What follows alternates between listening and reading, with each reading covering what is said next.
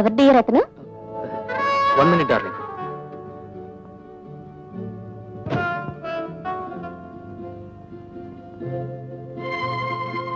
Thumb, ఏమిట్రా ఈ ఘోరం? నీకోసం ఎక్కడని వెతకనరా? మన ముగ్గురులో ఎవరు యోగ్యుడవుతాడో అనుకున్నాం. నేనేరా పరమయోగ్యుణ్ణి. ఇప్పుడు నా ఉద్యోగం ఏమిటో తెలుసా? ఒక భర్త గారు. ఆవిడికి మాత్రమే కాదు, ఆవిడ ఆస్తికి కూడా. పాపం విధవరాలు, వయసులో నాకన్నా పెద్దది. భారీగా ఆమెకు జీవితం ఇచ్చాను, భర్తగా నేను జీతం తీసుకుంటున్నాను. That's all. బాగుపడరు అనేవాడే రంగడు ఇప్పుడు ఏం చేస్తున్నాడో తెలుసా? అది సరే, నువ్వేంట్రా ఇలా పిచ్చాళ్ళ తయారయ్యావు? పిచ్చా? నాకు పిచ్చా? దిలీప్ నాతో ఉన్నంత కాలం నాకెందుకు సార్ పిచ్చి? ఏమిటి, దిలీప్ నీతో ఉన్నాడా? పొరా పెచ్చ నా కొడక. ఇదిగో ఇక్కడ చూడు. ఏమిట్రా ఒళ్ళంతా ఈ పచ్చబొట్లు ఏమిటి? సర్వే జనా సుఖినో దిలీపం. ఓహో, ఇప్పుడు అర్థమైందిరా. Come on darling. వస్తున్నా డార్లింగ్. కలుసుకున్నందుకు పరిహారం 10 రూపాయలు. నా పేరు చెప్పి ఫుల్ మీల్స్ తిను. ఓకే, వస్తాను రా. ఎందుకు డియర్? 1 రూపాయి చాలదా? అది కాదు, అతను పిచ్చాడికి 10కి పరక్కి తేడా తెలుస్తుందా? అదే కదా.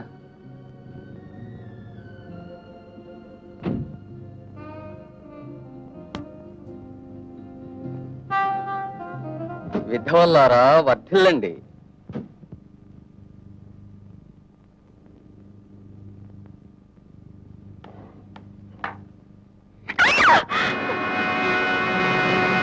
ఎలా లోపలికి వచ్చానని చూస్తున్నావా?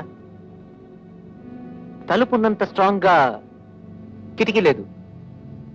పాతింటి నుంచి పొమ్మంటే నీకు ఈ పాడుకోవడమే దొరికిందా? నాతో ఒక్క మాట చెప్పకూడదు? నన్ను ఎందుకు ఇలా టార్చర్ చేస్తున్నావు? నిన్ను ప్రేమించాను, పెళ్లి చేసుకుందాం అని ఆశపడ్డా, నువ్వు ఒప్పుకున్నావు, పక్షే కండిషన్ పెట్టావు, దానికి ఓకే అన్నాను. అండ్ యువర్ ఫ్రెండ్ రంగా, వాడికి ఉద్యోగం ఇచ్చాను, అది వాడుద్దంటే నాకు శిక్ష. Why do you penalize me for no fault of mine? దేవి, దేనికైనా ఒక హద్దు ఉంటుంది. ఈ వారంలోగా మన పెళ్లి జరిగి తీరాలి. అది నీకు ఇష్టం లేదంటే I'm going to kill my self. ఏంటి డ్రామా తుపాకి అనుకుంటున్నావా?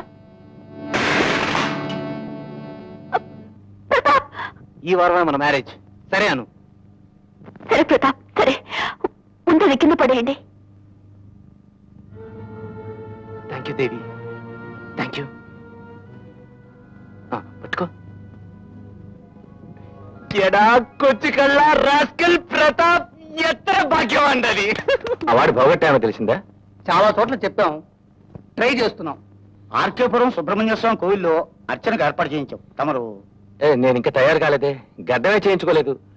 రోజు గంటల తరబడి సంగీత సాధకం చేయగల గాని ఒక క్షణం పాటు గడ్డం చేసుకోలేను.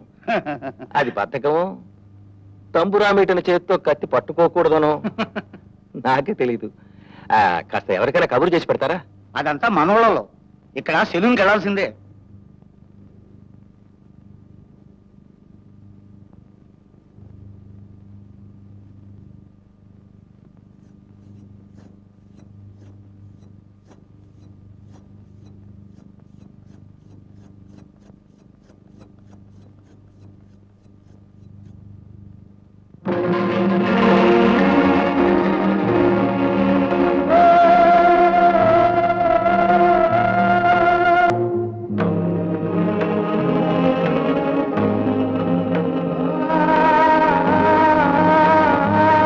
రండి, ఎప్పుడు వచ్చారు?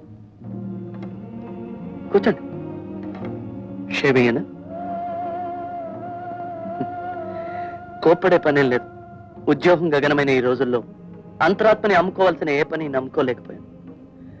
పని లేదు లేదని నిస్పృహపడి తప్పుతోవలు తొక్కే కన్నా ఏదో ఒక స్థాయిలో సమాధాన పడిపోవడం మంచిదనిపించింది. ఈ నిర్ణయానికి వచ్చాను. కోరింది దొరకనప్పుడు దొరికిందే కోరుకున్నదనుకోవడం వల్ల తప్పే ఉంది. నా చదువుకు ఉద్యోగానికి సంబంధం లేదంట. సరే, బయోకెమిస్ట్రీ చదివి అకౌంట్స్ ఆఫీస్ లో గుమాస్తా పని చేస్తున్నాడే, వాడి చదువుకు ఉద్యోగానికి సంబంధం ఉందా? నా దృష్టిలో ఏ పని చేస్తున్నావని కాదు, ఎలా చేస్తున్నావనేదే ప్రధానం. ఈ వృత్తిలో అధర్మం లేదు, అవమానం లేదు, పాపం లేదు, ఆత్మగౌరవాన్ని నష్టపోనక్కర్లేదు. ఇందులో మర్యాద ఉంది, తృప్తి ఉంది, అన్నిటికన్నా ముఖ్యంగా మనశ్శాంతి ఉంది. ఎవరు కుత్తుకలు కత్తిరించను, జుత్తు కత్తిరిస్తున్నాను అంతే. చదువుకున్న వారి గతంతా ఇదేనని నేను ప్రబోధించటం లేదు, డిస్కరేజ్ చేయలేదు. అందరూ నన్నే అనుసరించాలని ఉపదేశించటం లేదు. ఇదంతా మీరు ఒప్పుకోవడం కష్టం, ఎందుకంటే తంబురా మీటిన వంశం మీది. మీరు తంబురా మీటారు, మీ తాత ముత్తాతలు ఏం చేశారో మీకేం తెలుసు? నానా, ఐమ్ సారీ, మిమ్మల్ని ఇలా పిలవాలనిపించింది. మీ కొడుకు ఈ వృత్తిలో ఉన్నాడని చెప్పుకోవడం మీకు అవమానంగా ఉంటే నేను అలా పిలవను.